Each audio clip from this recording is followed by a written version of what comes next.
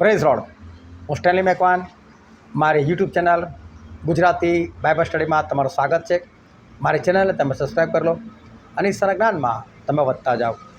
ઘણી વખત કેવું થાય છે કે રસ્તા પર કોઈ કપલ જતું હોય બાઇક લઈને, અને જે પાછળ લેડીઝ બેઠી હોય એની ઓઢણી કાં તો પછી એની સાડી એટલી બધી નીચે અબળતી હોય કે કદાચ વ્હીલની અંદર આવી જાય, અને વ્હીલની અંદર આવી જાય જો ભરાઈ જાય ને તો પછી ધમ્મ તેને પડે, અને પડે ને તો બની શકે મરી પણ જાય, બની શકે બ્રેન હેમરેજ થઈ જાય, બની શકે લોકો થઈ જાય. અને તમે ત્યાં જ છો ને તમે જોઈ રહ્યા છો, અને જો તમે એને ચેતવતા નથી, ઓ બહેન તમારી ઓઢણી ઊંચી કરો, તમારી સાડી જરા અંદર લઈ લો, તો તમે આવું નથી કરતા. અને તમને મનમાં આવ્યું છોડને ભાઈ મારે શું, એને ખબર ના પડી જોઈએ, એને એટલી બુદ્ધિ નથી કે આવી રીતે ના બેસાય, મરતે તો મરવા દો, મારે શું. તો હું તમને કહું છે તો મરશે જ, પણ ખબર છે ઈશ્વર કોની પાસેથી બદલો લેશે? તમારી પાસેથી બદલો લેશે. તે નજરે જોયેલું એ પડી જાય એવું હતું, તને ખબર પડેલી, તે છતાં તે એને ચેતવણી કેમ ના આપી? તે જ ચેતવણી ના આપીને એટલે એનો બદલો તારી પાસે લેશે, એના આત્માનો બદલો તમારે આપવો પડશે. શું આવું હોય? તમે ચેતવણી ના આપો તો કોઈ મરી જાય તો એનું પાપ તમારા માથે? હા, તમારા માથે. કેવી રીતે એ જાણવાના માટે આ વિડીયોને તમે આખો જુઓ.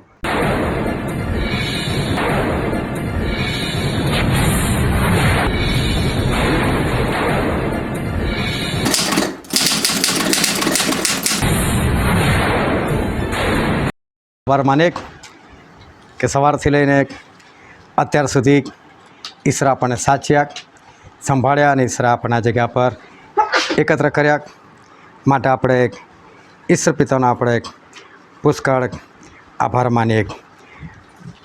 આવો આપણે ઈશ્વરના વચન તરફ જઈએ અને બાઇબલની અંદરથી હજકેલ પ્રબોધકનું પુસ્તક તેના 33મો અધ્યાય અને આપણે વાંચીએ તેની 7, 8 અને 9મી કલમ. તો હે મનુષ્ય પુત્ર, મેં તને ઇઝરાયેલના લોકને માટે ચોકીદાર નિમ્યો છે, માટે મારા મુખનું વચન સાંભળીને મારા તરફથી તેમને ચેતવણી આપ.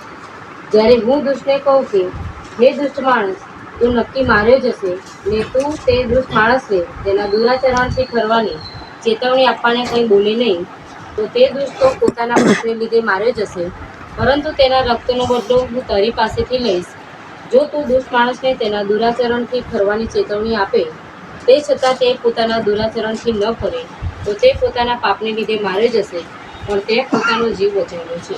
ઈશ્વર પિતાનું વાંચેલું વચન આપણા માટે પુષ્કળ આશીર્વાદિત છે, અને ઈશ્વર પિતાનું વચન સત્ય છે, અને બાઇબલનું વચન કહે છે કે તમે સત્ય જાણશો અને સત્ય તમને મુક્ત કરશે. ખૂબ ધ્યાનથી આપણે ઈશ્વરનું વચન સમજીએ. આ દુનિયાની અંદર ઘણી બધી મંડળીઓ છે, અને દરેક મંડળીના અલગ અલગ ચર્ચ પણ છે, અને ઘણા બધા લોકો અલગ અલગ મંડળીના એ લોકો સભ્ય છે. અને હું પણ જે મેથોડિસ્ટ મંડળી છે એનો એક સભ્ય, અને મેથોડિસ્ટ મંડળીની અંદર જ હું મોટો થયેલો હતો, અને મેથોડિસ્ટ મંડળીની અંદર જ શિક્ષણ પામેલો વ્યક્તિ હતો. અને જ્યારે હું 33 વર્ષનો થયો એવા સમયે જ્યારે મારા જીવનમાં બદલાણ આવ્યું, અને મને જ્યારે ઈશ્વરનો અનુભવ થયો, અને ઈશ્વરનો અનુભવ થયા પછી હું બાઇબલ વાંચવા લાગ્યો. બાઇબલ એની પહેલાં પણ વાંચવાનું ચાલુ જ હતું. અમે ઘરમાં રહેતા હતા તો પણ બાઇબલ વાંચન ચાલુ હતું. લગ્ન પછી અમે લોકો અલગ રહેતા હતા તો પણ બાઇબલ વાંચન ચાલુ હતું. એટલે એવું નહોતું કે બાઇબલ અમે નહોતા વાંચતા, બાઇબલ વાંચતા હતા, અને બાઇબલ ઘણું બધું શીખેલા પણ હતા. સન્ડે સ્કૂલની અંદર ઇનામ લાવનાર વ્યક્તિઓ, અને એ સમયે પણ એક સ્ક્રિપ્ચર યુનિયન એક પરીક્ષા આવતી હતી, અને અંદર વાક્યો મોડે કરીને બોલવાના, અને મોડે કરીને બોલવાના એટલે ગમે તેમ નહીં, એના કોમા અને ફૂલ સ્ટોપનું પણ ધ્યાન રાખીને બોલવાનું, ઉચ્ચારમાં પણ દેખાવું જોઈએ એમ કે તમે શું બોલી રહ્યા છો, એમ એનો ભાવ બરાબર સચવાઈ રહેવો જોઈએ. અને એમાં પણ મારા 100માંથી 100 માર્ક આવે એમ. કન્ટિન્યુઅસ બધા એક પછી એક વાંચવા મોડે બોલવાના હોય, અને એક માર્ક મારો ના કાપી શકે. અને એવી રીતે હું બાઇબલની અંદર મોટો થયેલો હતો, મેથોડિસ્ટ મંડળીની અંદર હું મોટો થયેલો હતો. જ્યારે વિશ્વાસમાં આવ્યો ત્યાર પછી પણ બાઇબલ વાંચન ચાલુ, પરંતુ પહેલેનું વાંચન અને અત્યારનું વાંચન આ બેની અંદર ફરક હતો. ફરક શું હતો કે પહેલાં એક ખ્રિસ્તી કુટુંબમાં છે એટલે વાંચતા હતા. હવે કેમ વાંચતા હતા કે હવે વિશ્વાસમાં આવ્યા છે, ઈશ્વરનો અનુભવ થયો છે, એટલે ખુશીને આનંદથી વાંચતા હતા, અને ધ્યાનથી વાંચતા હતા. અને જ્યારે એ બાઇબલ વાંચતો હતો તો બાઇબલ વાંચતા વાંચતા મને ઘણી બધી બાબતો એવી બધી જાણવા મળી કે મને એવું લાગ્યું કે હું અત્યારે શીખેલો તો બધું શું હતું તારે, હું જે સાંભળતો હતો એ બધું શું હતું, એ તો મને યોગ્ય ના લાગ્યું. ઘણી બધી વાતો એવી મને જાણવા મળી કે હું જે સમજતો હતો એ તો ખરેખર કંઈક અલગ હતું. કારણ કે પહેલાં વાંચન હતું એ એક ચોક્કસ એક મગજની અંદર, હૃદયની અંદર જે શિક્ષણ સ્થપાયેલું હતું એને આધારિત જ વાંચન હતું. એટલે મને એ જ પ્રમાણે સમજ પડતી હતી. પરંતુ જ્યારે ન્યુટ્રલ થઈને, જ્યારે ઈશ્વરમાં આવ્યા ત્યારે એ રીતે ઈશ્વર વિશ્વાસી થઈને જ્યારે બાઇબલ વાંચવાની શરૂઆત કરી ત્યારે મને ખબર પડી કે બાઇબલ તો કંઈક અલગ કે છે. જે આપણે સમજીએ છીએ એવું નથી, જે સમજાવવામાં આવેલું એવું પણ નથી, પરંતુ ઈશ્વર તો કંઈક અલગ રીતે એ બાઇબલની સત્યતા એ જાહેર કરે છે. અને જ્યારે એ બધી સત્યતા જ્યારે બાઇબલની વાંચી ત્યારે ખબર પડે કે ખરેખર આપણા ઈશ્વર એ કેવા છે, ઈશ્વરનું વચન કેવું છે, એની સત્યતા કેટલી છે, એ બધું જાણવા મળ્યું. એટલે જ્યારે જાણવા મળતું હતું ને ત્યારે એક આશ્ચર્ય થતું હતું કે આટલા બધા વર્ષો કંઈ કાઢી નાખ્યા.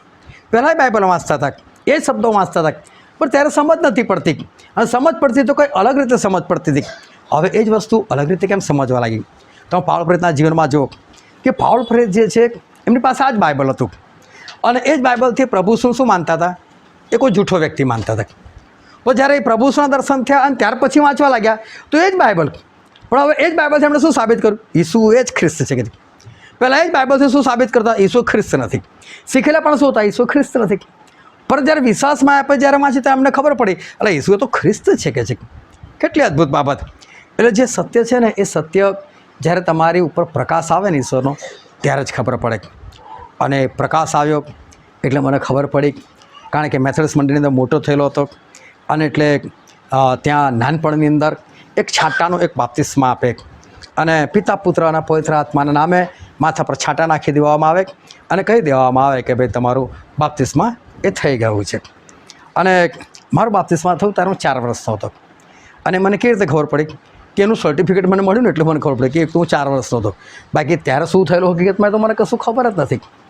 પરંતુ જ્યારે હું વિશ્વાસમાં આવ્યો અને વિશ્વાસમાં આવ્યો જ્યારે મેં વચનો સાંભળ્યા અને ત્યારે મને એક શબ્દ સમજ પડી કે બાપ્તિસ્મા જે શબ્દ છે એ તો ગુજરાતી શબ્દ જ નથી, એ તો ગ્રીક શબ્દ છે. અને એનો અર્થ એવો થાય છે માં ડૂબવું. પાણીનો બાપ્તિસ્મા તો પાણીમાં ડૂબવું, એવું મને ખબર પડી. એટલે મને ખબર પડી કે હું જે શીખેલો હતો બાપ્તિસ્મા એ વસ્તુ ખોટી હતી. પણ બાપ્તિસ્મા તો આ છે, ડૂબવાનું છે બાપ્તિસ્માની અંદર. અને એટલે મારે ડૂબવું જોઈએ. પણ પાછો વિચાર બી બાઇબલમાં તો આવું લખેલું છે એક જ બાપ્તિસ્મા, યાર બીજું થોડું લેવાય. ગમે તેવું થયું પણ એક તો થઈ ગયું ને આપણું, એટલે બીજું લેવાની વાત નહીં કરવાની. પરંતુ ત્યારે ખબર પડી કે એક બાપ્તિસ્મા જે શબ્દ વાપરેલો છે એ એકવાળો નથી. એ તો શબ્દ એ છે કે આપણે એકતામાં એક છે, આપણે બધા એક છે, એ ભાષાની અંદર શબ્દ છે. એટલે ખબર પડી કે ભાઈ ખરેખર સાચું શું છે. જ્યારે સાચું શું છે એટલે હું એના આધીન થયો. અને આધીન થઈને પછી એકવાર મેં એ બાઇબલની એ બાપ્તિસ્માની સ્ટડી કરી. અને બાપ્તિસ્માને સ્ટડી કરીને મેં એક ચોપાનું છપાયું. અંદર મેં બાઇબલનું એ બાપ્તિસ્મા જે છે એ ડિટેલની અંદર એને મેં સમજાવ્યું. હવે હું જે ઘરમાં રહેતો હતો તો મારા ઘરમાં મારા મમ્મી અંકલેશ્વર સાઈડના, એટલે અંકલેશ્વર સાઈડના એટલે એ બાજુ બ્રધરન મંડળી બહુ કામ કરે. અને મારા મમ્મી બ્રધરન મંડળી રાખે, એને ગુજરાતી ભાષામાં ભાઈઓની મંડળી કહેવાય. અને ત્યાં કુંડ હોય અને કુંડની અંદર ડૂબાડીને બાપ્તિસ્મા આપે. એટલે મારા મમ્મીનું બાપ્તિસ્મા એવું થયેલું હતું. અને જ્યારે મારા મમ્મીનું બાપ્તિસ્મા થયેલું ત્યારે 16 વર્ષની ઉંમર થયેલું. આ બધું મને ખબર પડી કે મારા મમ્મીનું બી ખોટું જ થયું છે. એટલે પછી મેં મારા મમ્મીને કીધું કે મમ્મી તમારું બાપ્તિસ્મા ખોટું થયું. મને કહો તો ખોટું થયું કે ડૂબીને લીધેલું છે, કુંડમાં ડૂબીને લીધેલું છે. મેં કેટલા વર્ષે? 16 વર્ષે લીધેલું છે. એ માનવા જ તૈયાર રહી. પરંતુ જો એ ના માને તો પછી મારા મમ્મીની પરિસ્થિતિ શું થાય? એ માને ના, સ્વીકારે ના, લે ના તો પાપોની માફી ના મળે, પાપોની માફી ના મળે તો પવિત્ર આત્મા ના મળે, પવિત્ર આત્મા ના મળે તો સ્વર્ગમાં કેમનું જવાનું? મારા મમ્મીએ જેણે મને જન્મ આપ્યો, જેમણે મને પાળી પોષીને મોટો કર્યો, નરકમાં જાય? ના ચાલે આવું. અને એટલે સતત એમના માટે પ્રાર્થના શરૂ કરી દીધી. એમના માટે પ્રાર્થના શરૂ કરી દીધી. બાપ્તિસ્મા લઈને બીજા ઘણી બધી બાબતો વિશે અમે ચર્ચાઓ કરીએ, ઘણી વસ્તુઓ શીખવાડે. હું કહું દવા નહીં લેવાની. મારા મને કહું કેમ દવા નહીં લેવાની? ઈશ્વર ડૉક્ટરને જ્ઞાન નથી આપ્યું. મેં કહું બધું કશું બાઇબલમાં નથી. પણ જેનો જેવો વિશ્વાસ, પણ શીખવાડું ખરો કે આપણે વિશ્વાસ તો પ્રભુ પર જ કરવો છે. દવાની આપણને ખરેખર કોઈ જરૂર નથી. આપણા ઈશ્વર અદ્ભુત છે, સર્વશક્તિમાન છે, બધું કરી શકે છે. અનેકવાર અમારા ચર્ચના પાસ્ટર ઘરે આવેલા, એમના દ્વારા પણ અદ્ભુત ચમત્કારો થાય. મારા મમ્મીના જીવન પણ ચમત્કારો થયેલા. અને મારા મમ્મી એમને જ પૂછી લીધું દવા લેવાય કે ના લેવાય? પાસ્ટર કે લેવાય ને કે છે. ના લે તો મરી ના જાવ કે છે. મારો છોકરો તો આવું શીખવાડે જ કે નાનાને કે ડાયાબિટીસ થયું તમે દવાના તો મરી ન જવાય કે છે. એટલે એમના દ્વારા મારા મમ્મીને સાજાપણું મળેલું. તો એ મારા મમ્મીની આંખો બંધ. તો પાસ્ટરને તો ઈશ્વરે કીધેલું કંઈ ગાડી કોઈ આવી વ્યક્તિ છે ને એમણે જાહેર કરેલું અને મારા મમ્મીને સાજાપણું મળ્યું તો બી એ પાસ્ટરની પણ આંખો બંધ. એમણે ખરેખર એવું કહ્યું છે કે હા જો તમને મારા દ્વારા ના 2 વખત મટી ગયું, ઈશ્વર મારો તો મારા માટે ઉપયોગ ના કરતો, આપણે શું દવાની જરૂર છે, બધા વગર ના મટી ગયું. પણ એવું ના કીધું. એટલે હું પછી કહું ફરી પાછું બાઇબલ લઈને બેસું. જો બાઇબલમાં આવું લખેલું છે કે આશા રાજાએ દવાઓ કરાય 3 વર્ષ સુધી અને તો એ તો મરી ગયો. લોહિયાવાળી સ્ત્રીની વાત કરું, એ તો 12 વર્ષથી દવા કરતા બધા પૈસા ખર્ચ કરી નાખેલા તો પણ સાજાપણું નહોતું મળે. પણ પ્રભુ પાસે મળી કે નહીં તો પછી આપણે ડાયરેક્ટ આપણે જતા આપણને સાજાપણું ના મળે. ફરી ભાઈ મારા મમ્મીને આંખો આમ તેમ થાય કે આ વસ્તુ બી સાચી છે. પણ મને અંદરથી બીક શું કે મારા મમ્મી મરી ગયા તો, અને મારા મમ્મીને પાછી બીમારી, હાર્ટની બીમારી, અને બીમારી એમનું હાર્ટ છે ને પહોળું થતું હતું. એટલે ડૉક્ટરે કીધું આમનું ગમે ત્યારે પતી આવે કંઈ કહેવાય નહીં કે છે. એટલે પાછી એમની દવાઓ પણ ચાલે. અને ફતેગંજમાં અમે રહેતા ત્યાંથી ચર્ચમાં જવું હોય તો પણ ઘરે રિક્ષા બોલાવવી પડે અને પછી રિક્ષામાં બેસીને જ જઈ શકે. પરંતુ હું સતત પ્રાર્થના કરું મારા મમ્મી મરવા ના જોઈએ, બસ એ મરવા ના જોઈએ. સાથે સાથે આ બધા બાઇબલોના વચનોને આપણે ચાલ્યા કરે. અને એ સમયે દર શુક્રવારે મારી અમદાવાદની અંદર મિટિંગ ચાલે. ગુરુવારે સવારે હું નીકળી જાઉં. ગુરુવારે મારે અકલાચા અને નડિયાદમાં અમુક મુલાકાતો હોય અને ત્યાર પછી હું ત્યાંથી અમદાવાદ જાઉં અને અમદાવાદ શુક્રવારે રાત્રે મિટિંગ કરું, શનિવારે ત્યાંથી નીકળું અને પછી આણંદ, કરમસદ, વિદ્યાનગર બધા મુલાકાતો લઈને હું રાત્રે લગભગ 11-12 વાગે હું વડોદરા પહોંચું. ગુરુવાર સવારે 5 વાગ્યાનો નીકળ્યો હોય અને દિવસે ગુરુવારે સવારે ઉઠીને મારા મમ્મીને મેં ચોપાને આપ્યું. મમ્મી લો માં વાંચજો ને મેં કીધું. અને પછી હું શનિવાર રાત્રે આવીશ, પછી આપણે જોઈશું કે છે. અને બહુ પ્રાર્થના સહિત મેં મારા મમ્મીને ચોપાને આપ્યું. અને પછી શનિવાર તો રાત્રે મોડો આવ્યો, પણ રવિવાર હતો, ચર્ચમાં જવાનું હતું અને મારા મમ્મી કહે મારે તો બાપ્તિસ્મા લેવું છે. મને ખુશ થઈ ગયો, પ્રેઝ રોડ. મેં કીધું કેમ લેવું છે? તો કે મેં બધું જ વાંચ્યું કે છે તારું, અને મને ખરેખર ખબર પડે કે ખરેખર હું ખોટી છું, બાપ્તિસ્મા મારે લેવું જોઈએ. ક્યારે? આજે જ. મેં ઓકે ક્યારે? ચર્ચ પછી જઈએ? હા ચર્ચ પછી જઈએ. સારું. કેવી રીતે તારી બાઇક પર બેસાડીને લઈ જશે ને? અરે મેં તમે તો અહીં ચર્ચમાં રિક્ષા બોલાવો છો. નાના જવા છે મારાથી કે છે. અને બાઇક પર આવ્યા, આટલું લાંબુ બેસી ના શકે, બધું બેઠા. અને પછી એમનું બાપ્તિસ્મા મેં મારા હાથે કર્યું અને ઈશ્વર એમના જીવનની અંદર અદ્ભુત કાર્ય કર્યું. અને મારી પ્રાર્થના હતી કે પ્રભુ બાપ્તિસ્મા થઈ જાય ને એના પર તમે બીજા દિવસ ઉઠાડ્યો ને મને કોઈ પરવા નથી. 2 મહિના મારા મમ્મી એના પછી જીવ્યા અને 2 મહિના પછી મારા મમ્મી મૃત્યુ પામ્યા. જ્યારે મૃત્યુ પામ્યા ત્યારે આ સ્માર્ટફોન તો હતા ને, પણ મેં બધાને મેસેજ કર્યો. મેં કહું મારા મમ્મીનું શરીર મૃત્યુ પામ્યું છે પણ એમનો આત્મા સ્વર્ગમાં ગયો છે, એમના શરીરનું દફન છે, આવજો બધા. એમ એક આમંત્રણ બધાને આપ્યું. અને મારા ઓળખીતા ઘણા બધા લોકો આવી ગયા, સગાઓ બધા આવી ગયા. સ્વાભાવિક છે કે મારો બધા ક્યાં મોડું લટકાઈને અનુભવ જો હે હું લટકાઈને આવો, મારા મમ્મી સ્વર્ગમાં ગયા છે, હસોલા આનંદ કરો. અને પછી અમદાવાદમાં જ્યાં મિટિંગ ચાલતો એ બહેન આવ્યા, એ બી મોડું આંખો. મેં કહું શું બહેન યાર આનંદ કરો. અને બધી સ્ત્રીઓ અંદર બેઠેલી હતી, 2 પુરુષો પણ હતા. અને પેલા બહેને કીધું કે આ આપણે જે ગીતો કહે છે ને તમે ગીતો ચાલુ કરો. એટલે ગીતો ધીરે ધીરે ધીરે ચાલુ કર્યા. આકાશમાં મારું છે મુકા. મેં કહું આ બધું છોડો, આરાધના કરાવો. આરાધના. ઢોલક પડેલું, ઢોલક બહાર કાઢ્યું, વગાડો. મેં કહું ઢોલક. અને ઢોલક વગાડીને મેં આરાધના કરી. બપોર થઈ મને ભૂખ લાગી. મેં કહું દિવસ તો બહુ સારો છે. ફતેગંજની અંદર આજે પણ મંગલ કીર્તિ એપાર્ટમેન્ટ છે, બ્રિજની છે, ત્યાં ઉડીપી હોટલ છે, ત્યાં ગયો અને ત્યાં ખાધું શાંતિથી અને ફરી પાછો ઘરે ગયો. કેમ? કે મારા મમ્મીનું મૃત્યુ સુધરી ગયેલું હતું. એ જે જગ્યા પર ગયેલા હતા એનો મને એક આનંદ હતો. પરંતુ હું એક જે ઘરની અંદર હતો એ ઘરની અંદર મારી એક જવાબદારી હતી. શું જવાબદારી હતી? કે ઈશ્વરે મને એક સત્ય આપેલું હતું. અને તમે જુઓ કે જ્યારે આપણા જીવનની અંદર જ્યારે સત્ય આવે છે ને ત્યારે સત્ય હંમેશા પોકારવા માટે આવે છે. સત્ય તમે દાબી રાખો એના માટે નથી આવતું, સત્ય હંમેશા પોકારવા માટે આવે છે. કોઈ પણ હોય, ગમે તે હોય. અને ખાસ જ્યારે આપણે પરિવારની વાત કરીએ ને, આપણા પોતાના પરિવારની વાત કરીએ, અને મેં ના કીધું 2 પરિવાર હોય આપણા, એક અંગત પરિવાર અને એક આપણું સંગત તરીકેનો વિશ્વાસીઓનો પરિવાર. પણ સૌ પ્રથમ આપણું જે અંગત પરિવાર છે ને એને બચાવવાની બહુ જરૂર છે. કારણ કે આપણે બધા સાથે રહેવાનું છે, સાથે રહેવાનું છે. પરિસ્થિતિઓ વિકટ આવી રહી છે અને પરિસ્થિતિઓ વિકટ આવી રહી છે અને માટે આપણે આપણા પરિવારને બચાવવા એ બહુ જરૂર છે. કારણ કે પ્રભુનું વચન એવું કહે છે, જે હજકેલ પ્રબોધકનું આપણે પુસ્તક વાંચ્યું, તે 33મો અધ્યાય વાંચ્યો અને વાંચો તેની 7મી કલમ વાંચો તો હે મનુષ્ય પુત્ર, મેં તને ઇઝરાયેલના લોકોને માટે ચોકીદાર નિમ્યો છે. બાઇબલ એવું કહે છે, મેં ઇઝરાયલના માટે તને શું નિમ્યો છે? ચોકીદાર. આ ચોકીદાર શબ્દ છે ને, બહુ હલકો શબ્દ લાગે આપણને. ચોકીદાર એટલે કોણ? પેલો વોચમેન. અને વોચમેન એટલે આજકાલ ખબર લોકો પૈસા બચાવવા માટે શું રિટાયર લોકો હોય ને એ લોકોને વોચમેન બનાવી દે. અને ના લોકો દોડી શકતા હોય, ના લોકો ચોરો પકડી શકતા હોય, કશું જ ના કરી શકતા હોય, એ લોકોને ગન આપો તો ગન ઉઠાવી બી ના શકતા હોય, પણ બસ ખાલી એક જગ્યા પર રાખ્યો ચોકીદાર છે ભાઈ, અમે કોઈને રાખેલો છે બસ એમ. એટલે એક વ્યક્તિ ખાલી ધ્યાન રાખતો ને બહુ થઈ ગયું, કઈ ચોર બોર આવવાના છે. પણ પ્રભુ જ્યારે કહે છે ને ચોકીદાર, ત્યારે આખી વસ્તુ અલગ છે. ચોકીદાર એ છે કે જે ચોકી કરે છે, જે ચોકી કરે છે. અને કલમ વાંચો હિબ્રુનો પત્ર તેનો 13મો અધ્યાય અને તેની 17મી કલમ. તમે તમારા આગેવાનોની આજ્ઞાઓ પાડીને તેઓને અધીન રહો, કેમ કે હિસાબ આપનારાઓની પેઠે તેઓ તમારા આત્માઓની ચોકી કરે છે, એ માટે કે તેઓ આનંદથી તે કામ કરે, પણ શોકથી નહીં, કેમ કે એથી તમને ગેરલાભ થાય. તમારો આગેવાન એ શું કરે છે? તમારા આત્માની ચોકી કરે છે. આ ચોકીનો મતલબ એવો છે કે તમારો આત્મા એ આત્માને કોઈ દુષ્ટ આત્મા સ્પર્શ ના કરી જવો જોઈએ, તમારો આત્મા નરકમાં ના જવો જોઈએ. એના માટે ઈશ્વર જેની નિમણૂક કરે છે, જેને કોઈ પણ કામ માટે નિમણૂક કરે છે, એ ઈશ્વરનો ચોકીદાર છે. ચોકી કર ભાઈ, આના આત્માની ચોકી કર. અને માટે આપણે જેટલા બી વિશ્વાસી લોકો છે ને, આપણે ચોકીદાર કહેવાય. અને ચોકીદાર કહેવાય ને તો આપણે કોની ચોકી કરવાની? સૌથી પહેલાં તો આપણે આપણા ઘરવાળાની ચોકી કરે. આપણા મમ્મી હોય, પપ્પા હોય, ભાઈ હોય, બહેન હોય, કોઈ સગું હોય. શું કામ એ લોકો નરકમાં જાય? શું કામ એ લોકો નાશમાં જાય? તો આપણે સૌથી પહેલાં શું કરવાનું? આપણા ઘરવાળાના આત્માની ચોકી કરવાની છે, એ લોકોને બચાવવાના છે. હવે ઈશ્વરે ઘરમાં આપણે જ પસંદ કર્યા, તો આપણે શું કરીએ?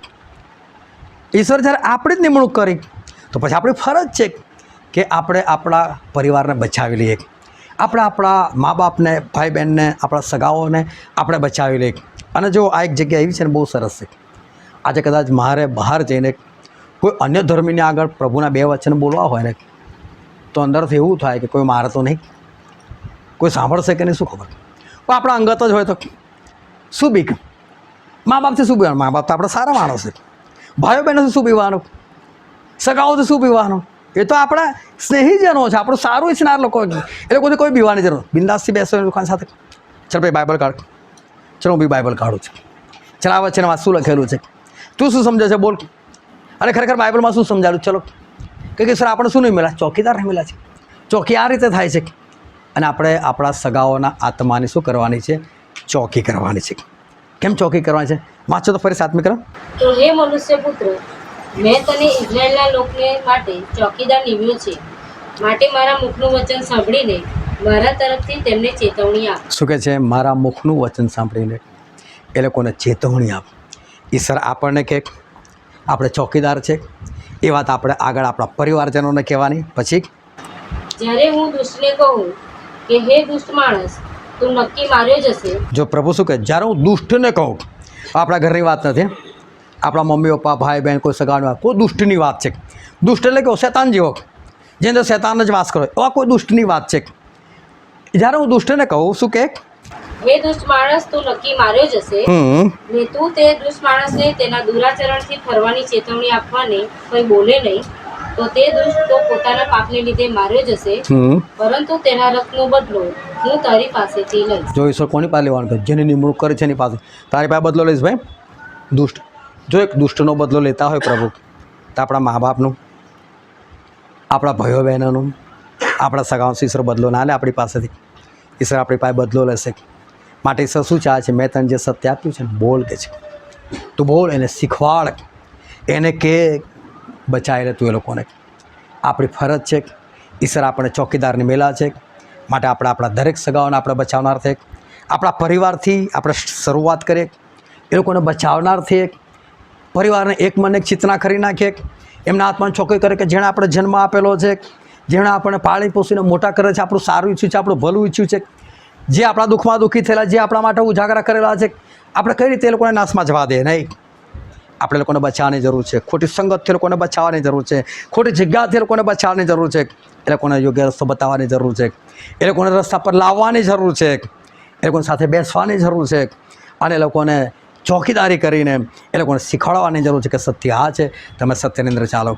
શું કામ આપણા આત્મા નાશની અંદર જાય? શું કામ આપણા કોઈ સગાનો આત્મા નાશમાં જાય? ઈશ્વર આપણે ચોકીદારને મળ્યા છે, અને માટે આપણે યોગ્ય રીતે ચોકીદાર કરીએ કે જેથી કરીને ઈશ્વર પાસે આપણે જઈએ ત્યારે આપણે કહી શકીએ, જો ઈશ્વર હું આ બધાને બચાવીને લાવેલો છું, અને ઈશ્વર આપણા કામ જોઈને ઈશ્વર એવું કે શાબાશ સારા અને વિશ્વાસુ ચાકર, તું તારા પ્રભુના આનંદમાં બેસ. આપણે પોતે આપણા આત્માને બચાવે અને આપણે આપણા ઘરવાળાના પણ આત્માને આપણે બચાવનાર છે. હાલેલુયા. હા, આપણે દરેક આપણે આંખોને બંધ કરીએ, આપણા મસ્તકો ઈશ્વરની હજુરીમાં નમાય. ભલા આ સમય છે કે આપણે પોતાની જાતને આપણે તપાસીએ કે જો હું એક ચોકીદાર છું તો શું મેં ખરેખર મારા ઘરવાળાની ચોકી કરી છે? શું મેં મારા મમ્મી પપ્પા, મારા ભાઈ બહેન, મારા સગાઓના આત્માની મેં ચોકી કરી છે? આજે પોતાની જાતને તમે તપાસો કે આજે ખરેખર ઈશ્વર કહે છે કે જો હું દુષ્ટને બી કહું તું એને ના ચેતવે તો એનો બદલો તારી પાસેથી લઈશ. તો પછી આપણા ઘરવાળાનો શું? એનો બદલો ઈશ્વર નહીં લે? જો દુષ્ટનો બદલો લેતા હોય તો આપણા ઘરવાળાનો બદલો ઈશ્વર ચોક્કસ લેશે. અને માટે આપણે ખરેખર ચોકીદારી કરનાર છે, આપણે બેસી રહેનાર નથી, પરંતુ આપણા સગાઓને આપણે બચાવનાર છે. કોઈનો પણ આત્મા આપણે નાશમાં જવા દેનાર નથી, પરંતુ આપણા સગાઓને આપણે બચાવી લઈએ, આપણા પરિવારને આપણે બચાવી લઈએ, આપણે ખરા અર્થમાં ચોકી કરીએ કે જેથી કરીને આપણે ઈશ્વર પાસે ઘણા બધા આત્માઓને લઈને જઈએ, અને એ આત્માઓ જ્યારે સ્વર્ગમાં પહોંચશે ત્યારે એ પણ આપણો આભાર માનશે કે સારું થયું તે મારી ચોકી કરી અને તે મને બચાવ્યો. નહીં તો એ લોકો એવું કહેશે કે તું તો મારા ઘરમાં હતો, તે મને યોગ્ય શિક્ષણ આપ્યું, તું બચી ના જાત, હું માની ના લેત. પરંતુ આજે આપણે ઈશ્વર આગળ જઈએ અને ઈશ્વરને કહે કે હા ઈશ્વર, મને ખરો ચોકીદાર બનાવો કે હું યોગ્ય રીતે ચોકી કરી શકું અને તમારા લોકોને, મારા પરિવારને હું બચાવી શકું. એમ કરીને આપણે આપણા પરિવારને બચાવનાર છે. આ વચન સમજવાના માટે, ગ્રહણ કરવાના માટે, એ પ્રમાણે ચાલવાના માટે પ્રભુ ઈસુ ખ્રિસ્તની કૃપા આપણા દરેક પર થાય. સ્વર્ગીય પિતા, અમે તમારી સ્તુતિ કરીએ છીએ, અમે તમારી આરાધના કરીએ છીએ. અને અત્યારે પરમેશ્વર પિતા, જ્યારે આ ઘરમાં અમે નમેલા છે ત્યાં પ્રભુ તમારા વચ્ચેના આધીન થવાના માટે અમને દરેકને તમે શક્તિ આપો, સામર્થ્ય આપો. પિતાજી, ખરા ચોકીદાર તમે અમને દરેકને બનાવો તે કૃપા માગે છે. અને પરમેશ્વર, અમે દરેક જણા અમારા ઘરનાને, અમારા સગાઓને સંપૂર્ણ તે બચાવનાર થાય તે તમને વિનંતી કે તમારી પાસે કૃપા માગે છે પિતાજી. અને પરમેશ્વર પિતા, ઘરનું તમે ચોગદમ રક્ષણ કરો. ખાસ અમે નાની દીકરી માટે પ્રાર્થના કરે છે, જ્ઞાનમાં અને કદમાં તે વધતી જાય પિતાજી. અને પરમેશ્વર પિતા, તે સંપૂર્ણપણે સ્વસ્થ રહે પિતાજી, તેને રડવાનો હંમેશાના માટે બંધ થાય તે કૃપા માગે છે પિતાજી. અને પરમેશ્વર, ઘરના સર્વ વ્યક્તિને પિતાજી તમે તમારા આશીર્વાદથી ભરપૂર કરો તે કૃપા માગે છે. તમારા વચનોથી દરેકને ભરપૂર કરો, તમારા આત્માથી દરેકને ભરપૂર કરો તે કૃપા માગે છે. હજુ અમારે જ્યાં જાઓ તો તમે અમને લઈ જાઓ, રસ્તામાં રક્ષણ કરો પિતાજી. તમારી કૃપા અમને રાખો. અમારા મુક્તિદાતા ઉદ્ધાર કરતા પ્રભુ ઈસુના પવિત્ર નામમાં અમે માગીએ છીએ. આમેન.